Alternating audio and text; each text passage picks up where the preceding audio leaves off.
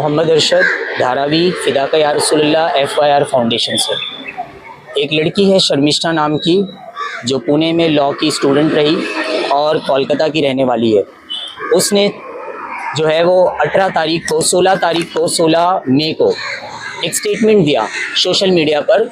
उस पर उसने नबी पाक सल्लल्लाहु ताला अलैहि वसल्लम के बारे में उसने गुस्ताखी की, आपत्तिजनक बातें की। उसके बाद 18 तारीख को पुणे में FIR हुई, हम उसमें शामिल हुए और हम धारावी में अपने धारावी के चौकी में हमने इस पे कार्रवाई की मांग की।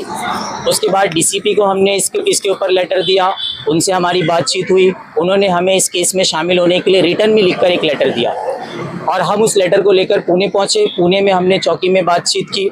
उसके बाद हमने पुणे के DCP सर को भी लेटर दिया और ये सारे मामला जो है वो 26 तारीख को मुकम्मल हुए। 30 तारीख की रात में हमें ये खबर मिली पुणे और दूसरे जगहों से कि उस शर्मिष्ठा को कोलकाता पुलिस ने अरेस्ट कर लिया। सबसे पहले तो मैं कोलकाता पुलिस का धन्यवाद कहना चाहूँगा कि उन्होंने इतना बड़ा कदम उठाया और अपनी मेहनत से उन्होंने इसे अरेस्ट कर लिया है। पुणे का भी सहयोग रहा और हम सबकी इसमें मेहनत रही, जिसकी वजह से आज वो लड़की अरेस्ट हो गई। अब उसके अरेस्ट के बाद ये खबर आई है कि 13 जून तक उसे जो है वो रखा जाएगा और 13 जून तक उससे जो भी बातें होगी, जो चीज़ें भी होगी, वो उससे पूछा जाएगा। कस्टडी के अंदर 13 जून तक उसको रखने की बात आई है। हमारी मांग ये है कि कस्टडी में 13 जून तक उसे रखा जाएगा, जो भी चीज़ें पूछी जाएगी वो अपनी जगह है, लेकिन कार्रवाई करने के बाद 13 जून के बाद ना ऐसी कोई सामने बात आनी चाहिए कि जिससे उसे छोड़ दिया गया या उसे जो है वो थोड़ी सी सज़ा देने के बाद जो है वो मामलात को दबा दिया गया या पॉलिटिकल प्रेशर आने की वजह से जो है ऐसे मामलात रखे गए। ऐसा नहीं, क्योंकि जो सेक्शन लगाया गया उस सेक्शन के हिसाब से उसके 5 साल की सज़ा होनी चाहिए। अब उसके हिसाब से अगर उसे सज़ा दी जाती है तो हम सब लोग इस पर रजामंदी कहेंगे अपनी। लेकिन अगर ऐसा हुआ तो होगा क्या इससे कि अगर उसे माफ़ करके या कस्टडी में रखने के बाद अगर पुलिस छोड़ देती है तो आने वाले टाइम पे और भी लोगों को धार्मिक भावनाओं को उकसाने का मौका मिल जाएगा और इससे और भी लोगों को ये फ़ायदा मिलेगा कि ऐसा ही होता है, बस कार्रवाई होती है, FIR होती है और हमें कस्टडी में रखने के बाद छोड़ दिया जाता है। इससे पहले भी बहुत सारे लोगों के साथ ऐसा किया गया, जिसके बहुत सारे उदाहरण हमारे पास मौजूद है।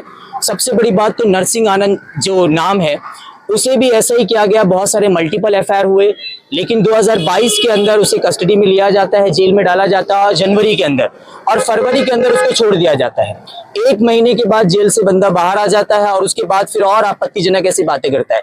तो हम इसलिए हुकूमत से ये मांग कर रहे हैं कि अगर आप सख्त कार्रवाई उसके ऊपर करेंगे और सख्त कार्रवाई करने के बाद उसे लंबी सजा देंगे और उसे जेल में रखेंगे, तो इससे ये मैसेज जाएगा कि आने वाले टाइम पे कोई भी किसी की भी धर्म के ऊपर वो आपत्तिजनक टिप्पणी नहीं कर पाएगा और ना ही वो उसे मौका मिल पाएगा। तो हमारी मांग यही है कि कार्रवाई या कस्टडी के बाद उसे छोड़ा ना जाए, बल्कि सख्त उस पर कार्रवाई करके उसे लंबे जो है उसकी सजा उसको दी जाए। हमारी ये मांग है।